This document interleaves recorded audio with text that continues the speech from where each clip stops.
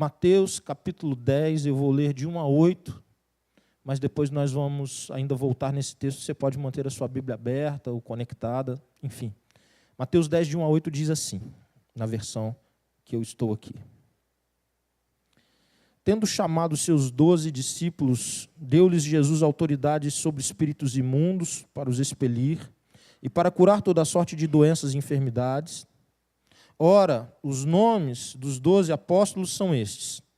Primeiro Simão, por sobrenome Pedro, e André, seu irmão, Tiago, filho de Zebedeu, e João, seu irmão, Filipe e Bartolomeu, Tomé e Mateus, o publicano, Tiago, filho de Alfeu e Tadeu, Simão, o Zelote, e Judas Iscariotes, que foi também quem o traiu.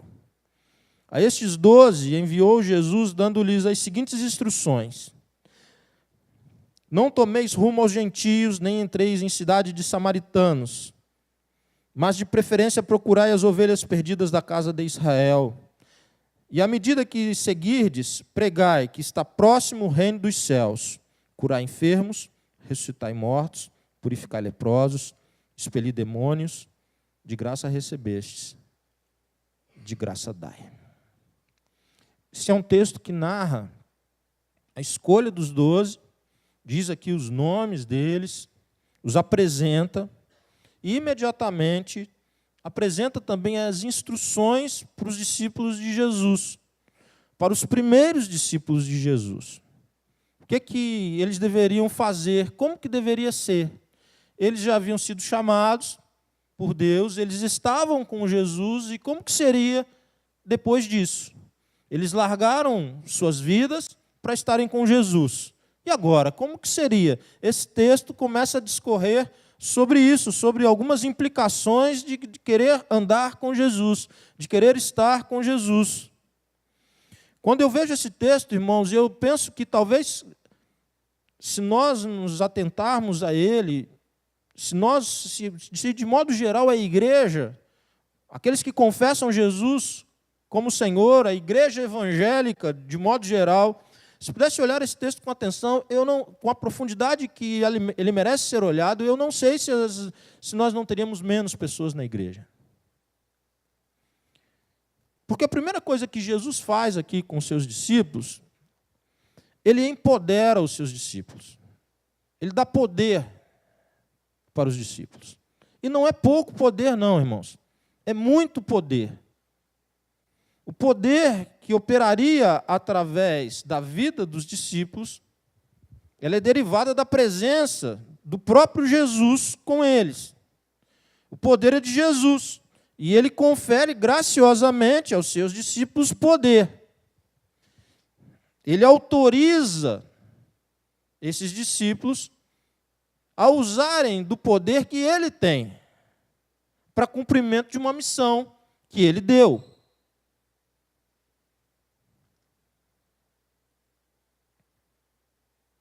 Soberano, Senhor de todas as coisas, ele pode fazer isso.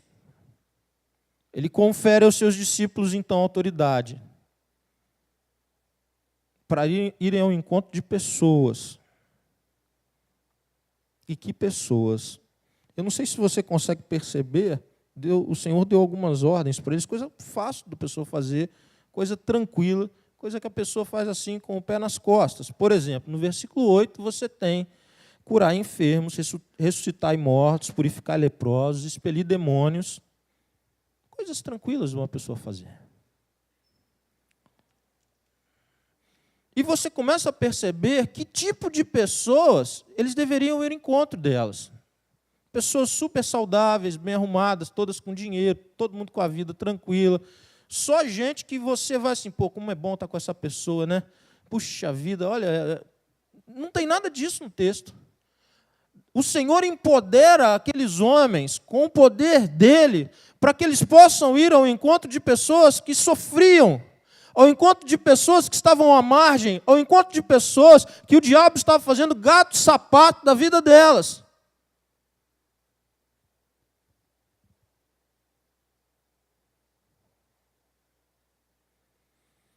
Que tipo de pessoa nós buscamos? Que tipo de pessoa é boa para estar no culto? Você já pensou se nós tivéssemos aqui um culto que a gente tivesse até preocupação? Por exemplo, a Márcia deixou a bolsa dela ali. E talvez o Dário tivesse que pegar essa bolsa. Ela está aberta ainda. Será que tipo de pessoas nós poderíamos ter no culto?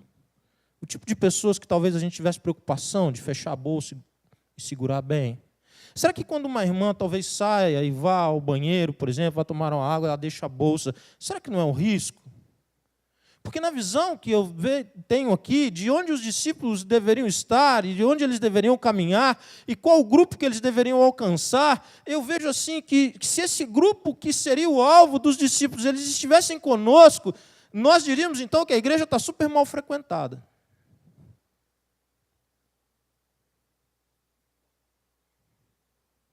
Igreja mal frequentada, cuidado com a bolsa. Porque nós concebemos um cristianismo, nós concebemos um jeito de ser igreja que muitas vezes se distancia da essência do chamado do andar com Jesus. Que todo mundo se agarrasse na sua bolsa, que todo mundo tirasse as alianças, os relógios, e que todo mundo andasse mais simples que pudesse, mas nós tivéssemos aqui pessoas que de fato, nós imaginamos que elas precisam de uma transformação genuína, profunda, e que nós deveríamos celebrar a presença delas conosco, nesse ambiente, ou perto de nós, em qualquer ambiente, porque essa é a possibilidade que ela tem de ser alcançada pela mensagem que você carrega consigo e que o Senhor te empoderou para anunciar a ela. Mas isso é muito distante do que nós pensamos. E aí nós dizemos, não, nós precisamos ficar longe desse tipo de gente. Nós precisamos andar muito longe desse tipo de pessoa, porque essa pessoa não é boa.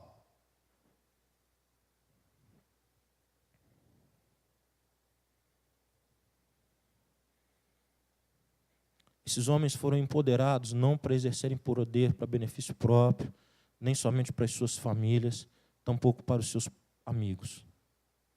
O empoderamento da igreja, o empoderamento dos discípulos, se dá diretamente visando o benefício que teria não para si mesmo, mas para o outro, especialmente o pobre, o enfermo, o endemoniado, aquele que está sem esperança no mundo.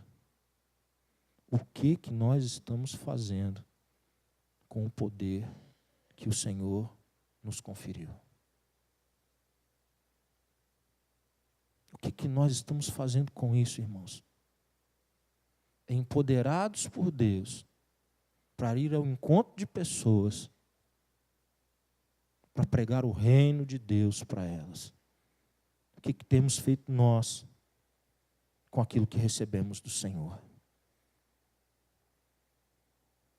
O texto continua, irmãos. Eu vou pular um pouco, mas quero ir adiante, lá para o versículo 16.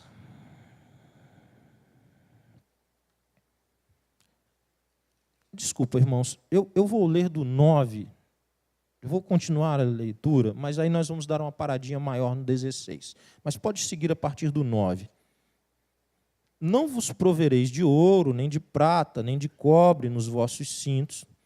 Para ir ao encontro dessas pessoas não era muito recomendável que eles tivessem isso tudo, não, gente. Para onde eles iriam e com quem eles iriam, não era muito... Tem que deixar o Rolex em casa esse dia. Não dá para... Dá uma olhadinha no texto. Nem de alforje para o caminho, nem de 2 túnicas, nem de sandália, nem de bordão, porque digno é o trabalhador do seu alimento. O próprio Senhor proveria sustento para eles.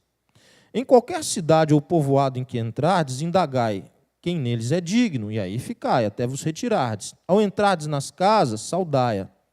Se com efeito a casa for digna, venha sobre ela a vossa paz. Se, porém, não for, torne vós outros a vossa paz. Se alguém não vos receber, nem ouvir as vossas palavras, ao sairdes daquela casa ou daquela cidade, sacudir o pó dos vossos pés. Em verdade vos digo que menos rigor haverá para Sodoma e Gomorra no dia do juízo do que para aquela cidade.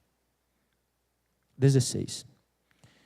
Eis que eu vos envio como ovelhas para o meio de lobos. Sede, portanto, prudentes como as serpentes e simples como as pombas.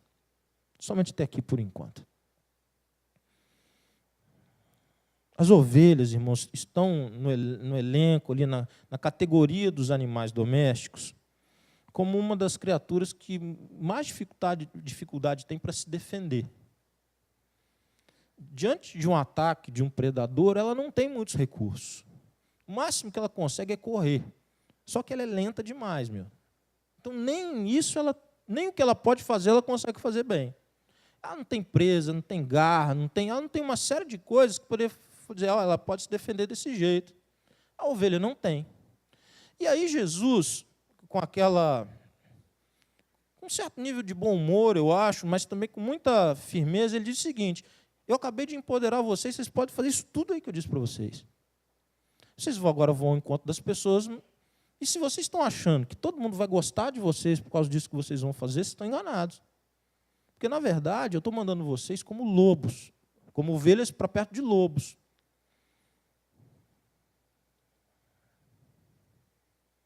A ovelha é medrosa, a ovelha não tem muitos recursos para se defender.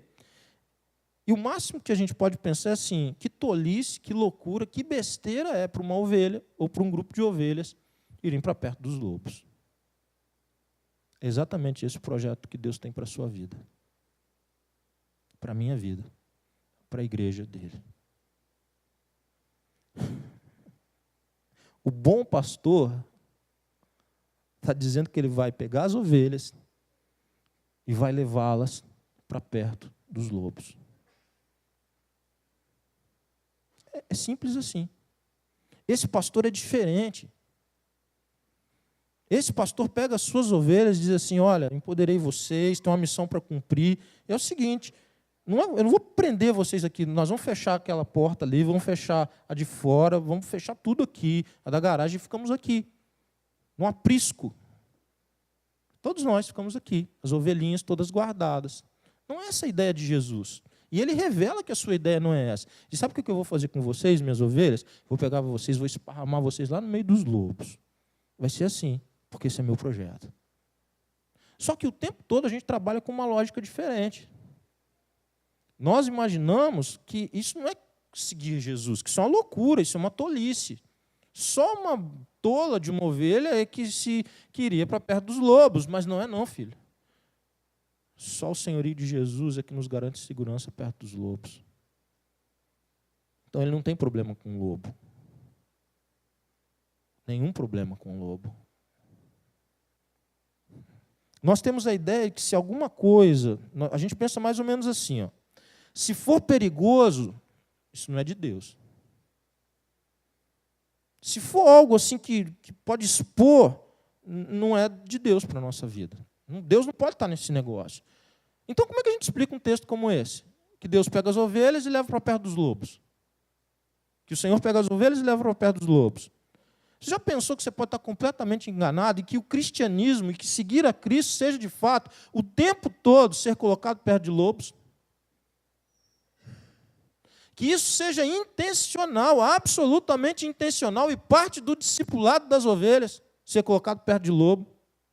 Será que nós não conseguimos perceber que a ovelha fica ruim demais na visão de Jesus, não na visão humana, na visão de Jesus, que a ovelha longe de lobo, ela só engorda e ela não faz nada?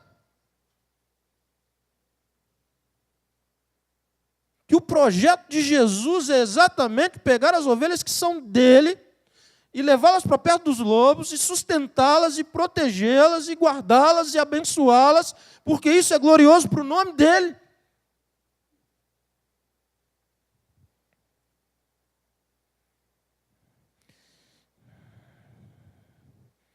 Um pastor dos Estados Unidos, ele parafraseou essa passagem ele dizendo assim: estou enviando vocês a lugares, o nome dele é David Platt, estou enviando vocês a lugares perigosos, onde se encontrarão em meio às pessoas más e perversas, e vocês estarão lá de acordo com o meu plano, e isso significa que você é meu discípulo.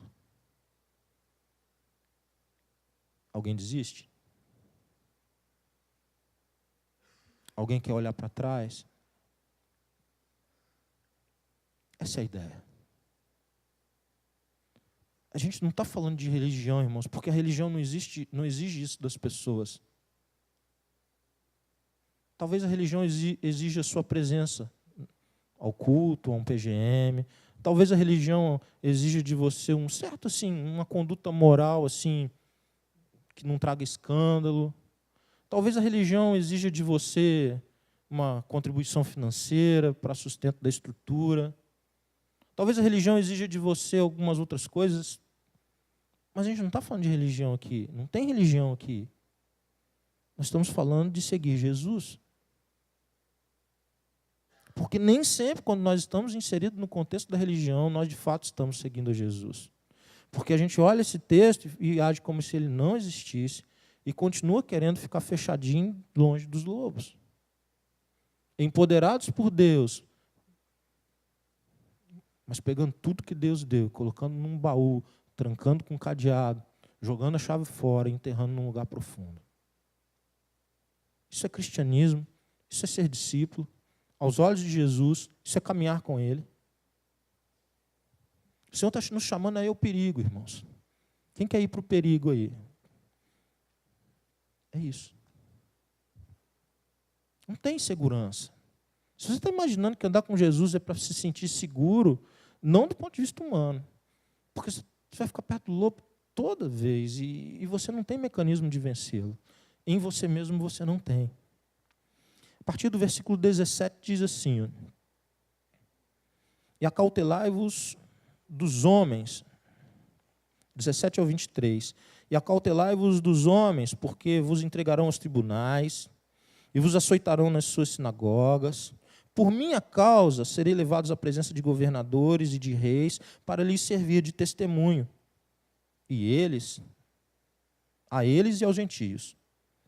E quando vos entregarem, não cuideis em como ou o que haveis de falar, porque naquela hora vos será concedido o que haveis de dizer, visto que não sois vós o que falais, mas o Espírito de vosso Pai é quem fala em vós. O Espírito de vosso Pai é quem fala em vós, pois estáis empoderados do poder de Deus. Um irmão entregará à morte outro irmão, e o pai ao filho. Filhos haverá que se levantarão contra os progenitores e os matarão. Sereis odiados de todos por causa do meu nome. Aquele, porém, que perseverar até o fim, esse será salvo. Quando, porém, vos perseguirem numa cidade, fugi para outra.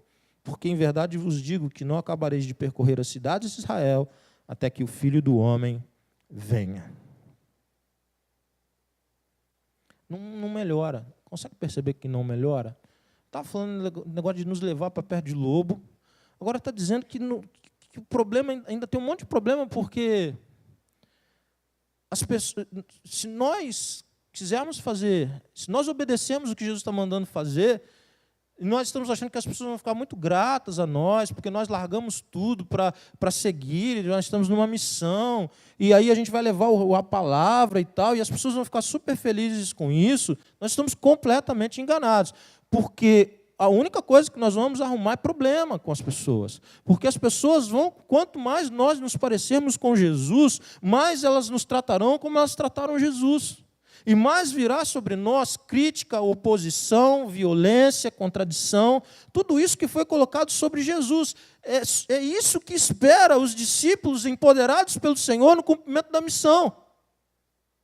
Mas a nossa lógica não admite isso, a nossa lógica diz que não. Que se a gente está com Jesus, a gente tem paz. Tem paz com quem? Com Deus? Essa serve para você? Essa tem mesmo.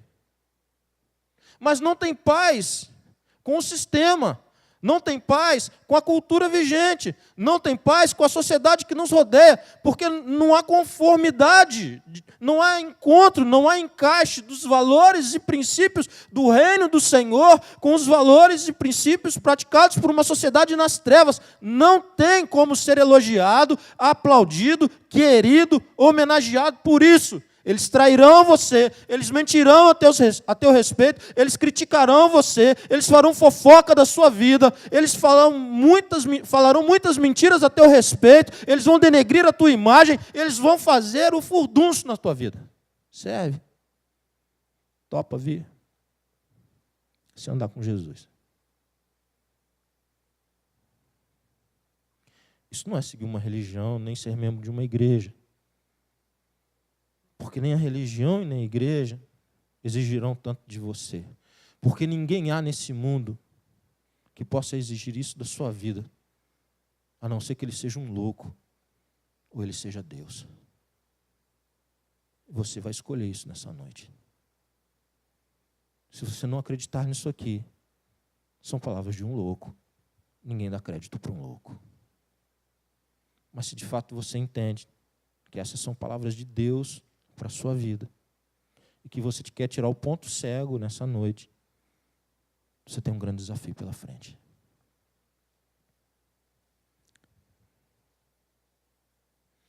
Segunda carta de Paulo a Timóteo, no capítulo 3, versículo 12, confirma essa ideia quando diz o seguinte: todos os que desejam viver piedosamente em Cristo Jesus serão perseguidos. Talvez por isso que a gente se acomode numa religião. Talvez por isso que a gente se acomode num código assim moral de hábitos e costumes assim. A gente se acostuma com esse jeitão de crente, um código moral assim. Mas isso não é viver o evangelho de Jesus na sua essência. Isso ainda não é vida com Jesus de fato. É por isso que é muito mais fácil a gente ficar na apatia, no descompromisso e não impactar a vida de ninguém. Mesmo empoderado do poder de Deus, mesmo com todo o poder de Deus em você, para que através de você operem-se as maravilhas de Deus na direção do outro, na direção do pobre, na direção do enfermo, na direção daquele que está marginalizado, daquele que precisa tanto do amor de Deus. E aí não acontece nada. Por que não acontece nada? Porque a gente não está seguindo Jesus na essência, na raiz, como deveria ser. Porque nós nos acostumamos com algo muito antes. Nós paramos no início do processo e quer de fazer parte de um grupo religioso.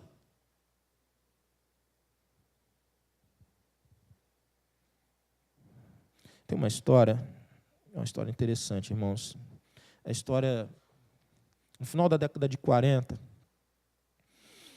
os Estados Unidos eles desenvolveram um navio de transporte de pessoas, de militares, um navio militar, navio de guerra, eles precisavam de um navio para transportar soldados, marinheiros.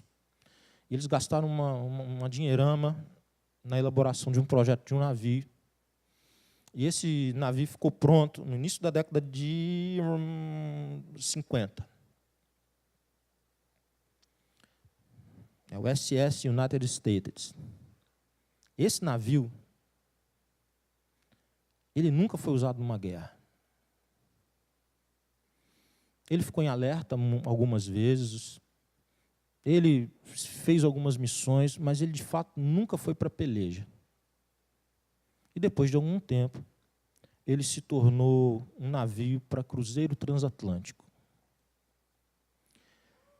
E ao invés de carregar soldados, ele começou a carregar, então, autoridades, presidentes, pessoas poderosas, ricas. E ele diminuiu muito a capacidade de velocidade dele. Naquela altura, ele era o navio mais veloz, navio de guerra mais veloz. Eles reduziram a capacidade. Eles reduziram também a quantidade de pessoas que poderiam estar nesse navio. Se fossem carregar soldados, eles carregavam um grande número.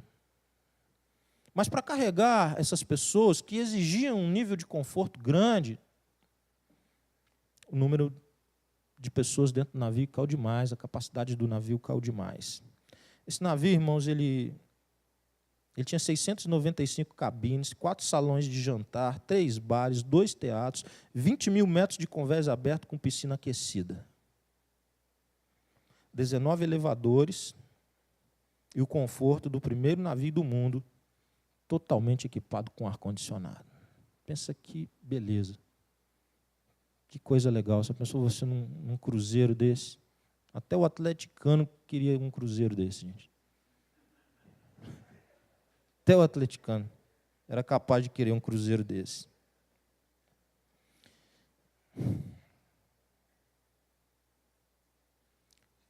Será que a ilustração o que esse navio não se tornou, projetado para ser um navio de guerra, de ações rápidas, carregando seus soldados ali dentro, ele se transformou num navio de passeio, de entretenimento.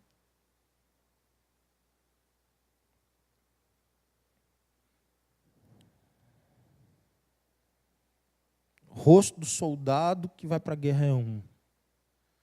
O rosto de uma pessoa que está em diversão é outro. Os objetivos são muito diferentes. Os propósitos são completamente outros. Será que isso não ilustra muito da igreja, dos nossos dias? A minha vida ou a sua vida? Será que a gente não está deixando de ser o projeto do qual nós fomos concebidos como igreja de Jesus? Empoderados para isso.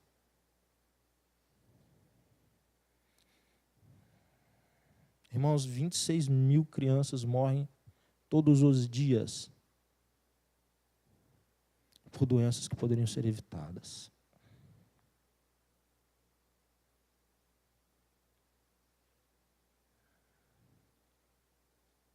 Será que seria assim se a igreja empoderada pelo Senhor estivesse indo ao encontro dos que mais precisam? Se nós estivéssemos vivendo de forma mais simples, se nós tivéssemos de fato um compromisso mais profundo, se nós estivéssemos de fato envolvidos numa guerra e não num passeio, se nós tivéssemos talvez menos adeptos, menos pessoas que aderiram à igreja, mas mais discípulos, você acredita de fato que nós teríamos uma sociedade tão caótica? Se a igreja empoderada por Deus cumprisse o seu papel.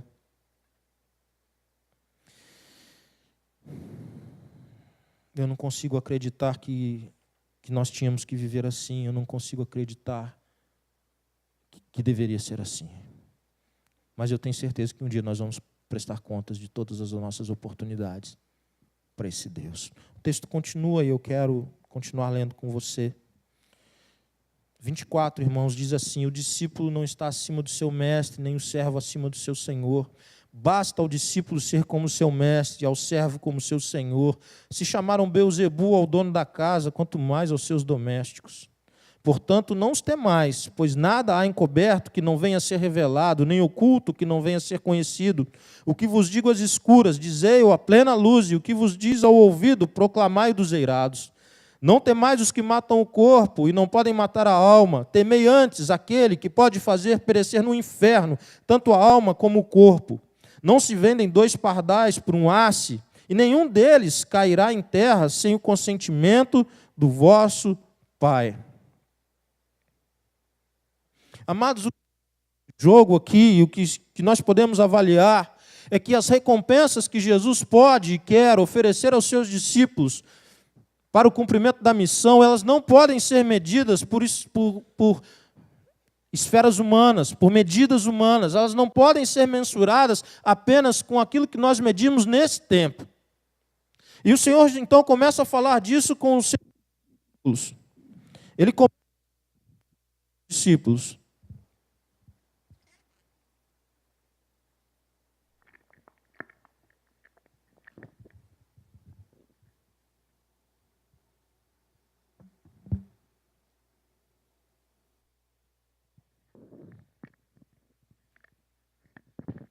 Quando eu olho esse texto, irmãos, e vejo o Senhor Jesus, nesse momento, primeiro, só Jesus para dizer isso para as pessoas, irmãos. Só Jesus para dizer comigo, ó, vem cá, vem comigo, vamos fechar aqui, porque eu vou te levar para perto de lobos. Vem comigo, fecha comigo, porque você vai ser bastante perseguido, ultrajado, maltratado, traído. Olha, fecha comigo, que até os teus parentes vão querer puxar teu tapete. Fecha comigo. E se a história parasse aqui, qual seria a nossa esperança? Obrigado. Qual seria a nossa esperança? Qual é a recompensa? Qual é a recompensa que você busca de Deus? O que você quer de Deus? Qual é a recompensa que te faz permanecer com Ele? É uma casa melhor, é um carro melhor, é uma roupa melhor. O que te faz andar com Deus, filho? Que buscais? O Senhor Jesus passa a revelar um pouco disso, dizendo o seguinte: que toda essa recompensa humana que normalmente nós imaginamos de segurança, estabilidade, sucesso, o conforto, a prosperidade material, que a recompensa que Ele traz triunfa sobre tudo isso. Porque Ele começa a tratar agora numa outra dimensão. E é interessante que nos versículos 26, 28 e 31, ele diz o seguinte para os discípulos, o que eu acho que é de um bom humor assim maravilhoso de Jesus. Jesus falava de coisas duras com uma leveza. Ele fala assim, olha, não tenham medo. Como assim, Jesus, não tenho medo? Como não tem medo, Jesus? Mas é o que ele diz. Você está com medo por quê?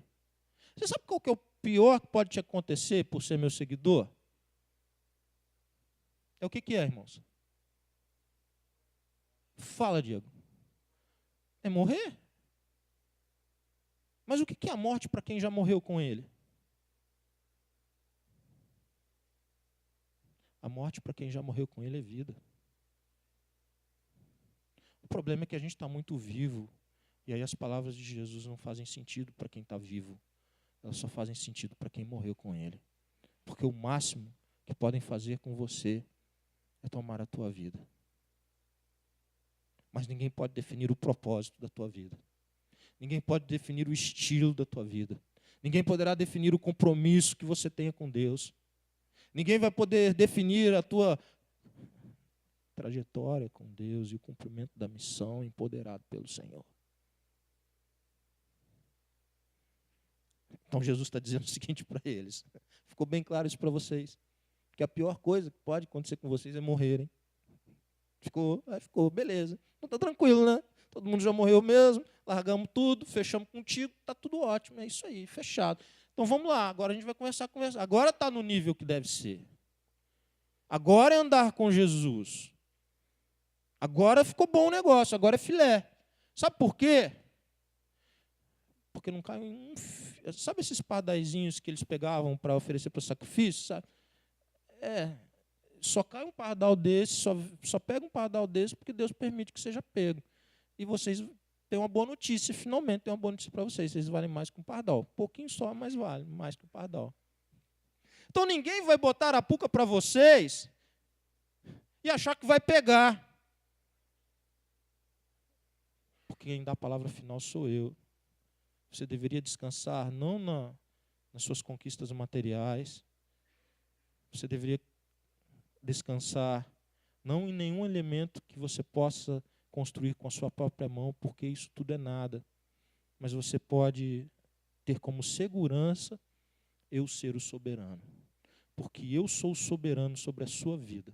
Porque eu abro porta, porque eu fecho porta, porque eu dou a palavra final sobre a sua vida e mais ninguém. Você pode ter segurança para viver o Evangelho nessa profundidade.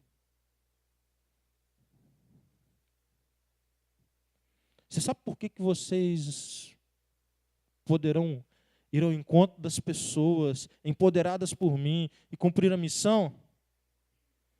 Porque o meu amor é o que dá estabilidade para vocês. E o meu amor nunca vai faltar sobre a vida de vocês. Porque a minha presença nunca vai faltar com vocês e em vocês. Isso basta para você.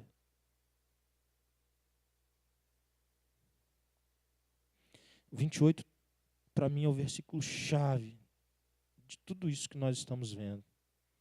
Não tem mais os que matam o corpo e não podem matar a alma. Nós estamos com mais medo de perder emprego do que perder a salvação. Nós estamos com mais medo de passar por dificuldades materiais, de não ter 1 quilo de carne para comprar, do que desagradar a Deus. Nós estamos com mais receio, irmãos. Mais receios de qualquer dificuldade material do que desagradar o coração do nosso Deus. E todas as vezes que acontece isso na nossa vida, revela uma única coisa. Nós estamos vivos demais e nós precisamos morrer. Porque quem morre com Cristo, irmãos, vai poder ver como grande dádiva, como grande maravilha, se a morte chegar. Por quê? Se busca a morte? Não, se busca agradar a Deus. Se chegar, estou fechado com Ele. Eu sei em quem tenho crido. Eu estou certo que é poderoso para guardar o meu tesouro até o dia final. Eu não sei se essa mensagem serve para você nessa noite. Porque essa mensagem é aquela mensagem que esvazia a igreja. O pastor quer acabar com a igreja mesmo, gente. Porque quem fica depois de uma mensagem dessa, só fica quem quer morrer. Quem está morto e quem quer morrer. Quem quer continuar vivo não tem como fechar com essa mensagem. Mas essa mensagem não é minha. Eu nunca poderia trazer essa mensagem. Essa mensagem é daquele que é Deus. É daquele que renunciou a tudo em teu favor e te chama pelo teu nome, te dá uma missão e te empodera para cumpri-la. O único jeito de ter conforto com a notícia dessa de Mateus capítulo 10 é se você está morto. Paulo entendeu isso bem. Para mim o viver é e o morrer é. Para mim o viver é Cristo e o morrer é lucro. Como nós temos dificuldade de entender isso, nós damos cabeçada e nós fechamos com uma religião ao invés de fechar com Jesus. Apocalipse no capítulo 12, versículo 11, falam de homens que não amaram as suas próprias vidas. Quem eram eles? Loucos? Não, eles eram discípulos de Jesus. Quero fechar, irmãos, apresentando um videozinho de uma história que eu gosto muito. E toda vez que eu vejo essa história, eu me emociono com ela. Eu já compartilhei isso aqui na igreja, eu quero fechar com esse vídeo, se você me permite. É a história de um missionário americano chamado Jim Elliot. Ele... Segura só um pouquinho, Vitor. Ele estudou, Hilário, com o teu melhor aluno. Eles foram contemporâneos, colegas de classe. Vocês sabem de quem que eu estou falando? Não. O melhor aluno do Hilário de todos os tempos? Russell Shedd. Exatamente. Jim Elliot, ele estudou nos Estados Unidos na mesma classe de Russell Shedd. E ambos vieram fazer missões na América do Sul. E Jim Elliot juntou um grupo de eram 5 com ele, mais 4 homens, e eles montaram uma missão para alcançar uma tribo indígena na Amazônia equatoriana. Eles não eram ainda alcançados pelo Evangelho e eles tinham como característica serem muito agressivos nos poucos contatos que o homem branco tinha tido com eles. Esse pequeno trecho narra um pouquinho da história de Jim e Elizabeth Elliot e também dos seus companheiros de viagem. Eu quero encerrar com esse material.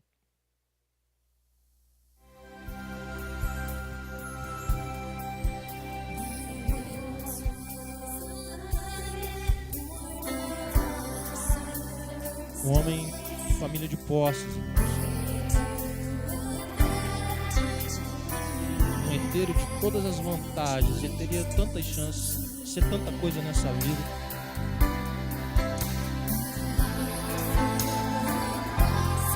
Mas tudo aquilo que ele poderia conquistar ficou pequeno para ele.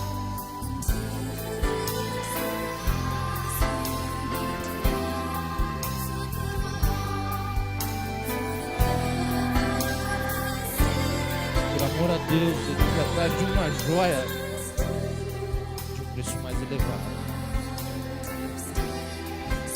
Só que a notícia da morte dele chegou. Ele foi chamado de tolo. O cara que tinha tudo para dar certo. São seus companheiros. Nate era o piloto. Primeiro contato de verdade, eles foram mortos, uma lança atravessou o peito de cada um deles.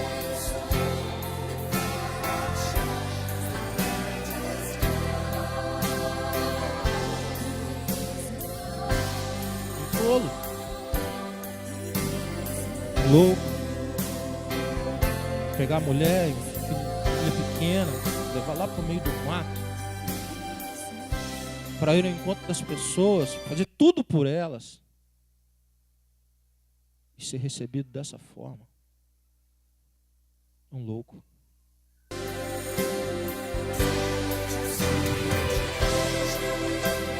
Para ver o tesouro na sua alma, brilha mais que reluzente ouro.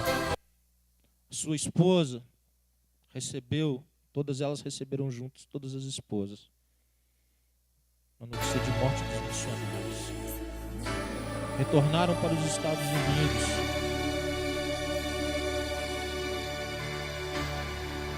Elizabeth Elliot retornou para o mesmo lugar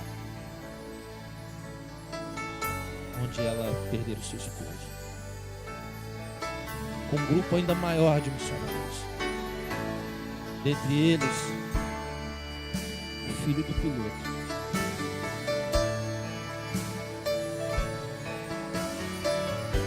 Havia crescido, conhecia o legado de fé do seu pai e dos companheiros dele. Quando eles retornaram àquele mesmo lugar, irmãos, eles foram recebidos de outra maneira. Eles anunciaram o evangelho, eles pregaram o reino. E o Senhor fez um avivamento no meio daquele povo. Esse povo é hoje conhecido, eles enviam missionários para várias outras tribos e aldeias. E eles alcançaram muitos outros com o evangelho que eles abraçaram. Pode encerrar, Vitor, por favor. Mas tem algo que Deus prepara assim de uma forma tão especial. Porque o filho do piloto, quando foi batizar um homem, na série de batismos que aconteceu, no mesmo rio em que seu pai havia sido morto, o homem pede para parar um pouco e ele diz: eu preciso confessar uma coisa. Eu matei o seu pai. Eu matei o seu pai. E esse jovem abraça aquele homem e diz: o sangue de Jesus nos lavou de todos os nossos pecados. Baixe sua cabeça, feche seus olhos. Em nome de Jesus. Você sabe qual que é a recompensa?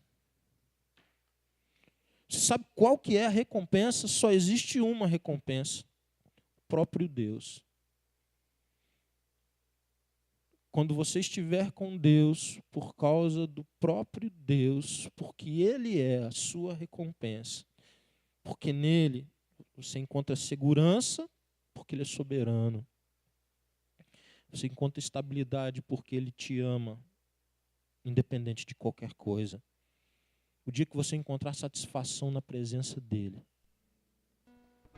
morrer vai ser lucro na sua vida. Jim Elliot cunhou uma frase que eu gosto muito. Porque 6 meses antes de ser morto, ele enviou uma carta para a sua igreja nos Estados Unidos. E nessa carta ele dizia que não estava fácil, que estava difícil mesmo. E ele dizia também que ele tinha uma percepção que os indígenas eram muito agressivos e violentos. E a sua igreja disse para ele: Jim, nós amamos você, vem embora. Vem embora, Jim. Vem embora. E nós vamos colocar você como pastor de missões aqui da igreja. E nós vamos levantar 100 missionários, Jim. E nós vamos sustentar os 100 missionários, Dino. Volta, Dino.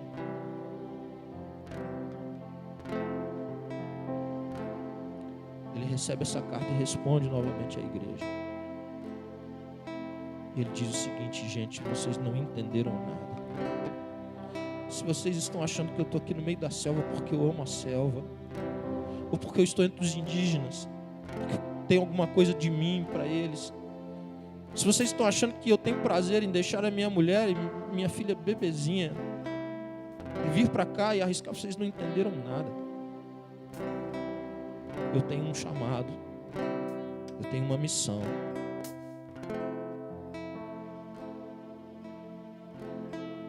E a minha felicidade depende de cumprir. E ele cunha uma frase, porque sabia que ia ser chamado de tolo. Não é tolo quem dá o que não pode reter, o que não pode segurar, o que não pode controlar. Você não pode controlar a tua vida, você não pode reter a tua vida. Então ele diz: não é tolo quem dá o que não pode reter, para ganhar aquilo que não pode perder, que é a salvação em Cristo Jesus. Se Deus falou ao seu coração de modo especial nessa noite, quero orar por você.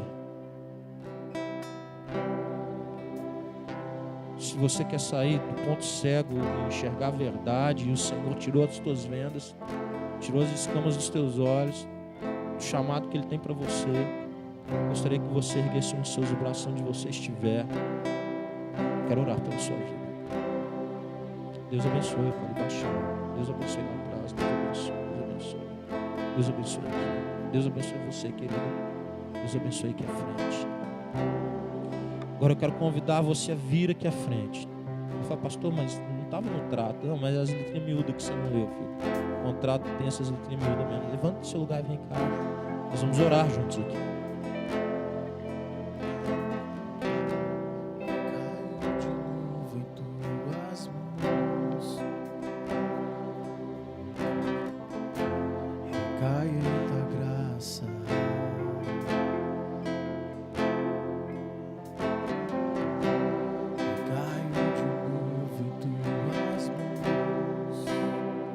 Esse mundo aqui não é o seu lar. Esse mundo aqui não é o seu lar. O Senhor tem um lar preparado para a sua vida. Elizabeth Elliot, ela faleceu em 2015. Escreveu 24 livros, apenas um traduzido para o português, para a língua portuguesa.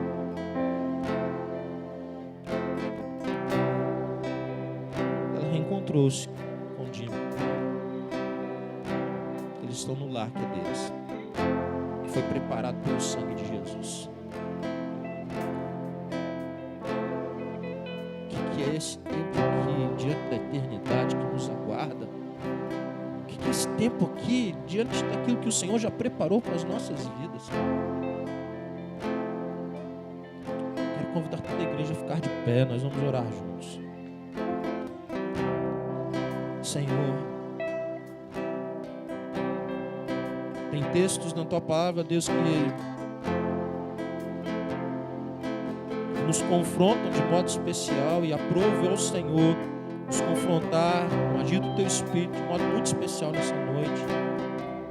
Quando na verdade nós começamos a entender com mais clareza, Deus, o que de fato é ser discípulo do Teu Filho, o que de fato é, Deus, caminhar com Jesus, que é muito além, Deus, de qualquer código moral, de qualquer instituição religiosa. É vida. E nós te louvamos, Deus, porque nós podemos mover no mundo espiritual, porque o Senhor nos deu poder para isso, Deus. E nós te louvamos, Deus, porque nós podemos ir ao encontro das pessoas, em especial as que mais sofrem, as que estão marginalizadas, segregadas, Deus, iludidas, no poder do nome do Teu Filho, como agentes de transformação. Tira de nós, Deus, o apreço pelas nossas próprias vidas, pelas nossas próprias conquistas. Tira de nós, Deus. Livra-nos de nós mesmos, Deus.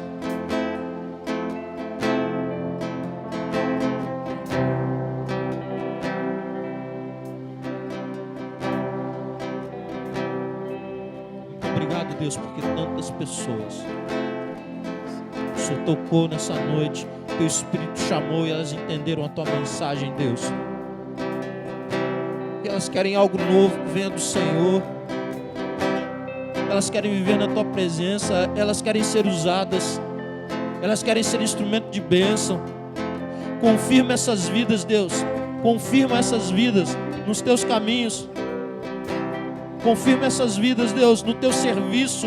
Confirma essas vidas, Deus, para a Tua glória, para a Tua honra, para Teu louvor. Leva-nos, Deus, às pessoas. Leva-nos, Deus, aos feridos.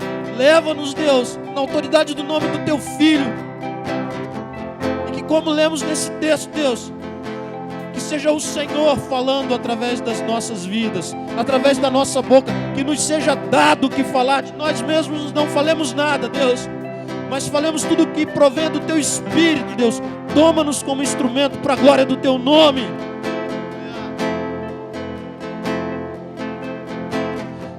Perdoa os nossos pecados, Deus.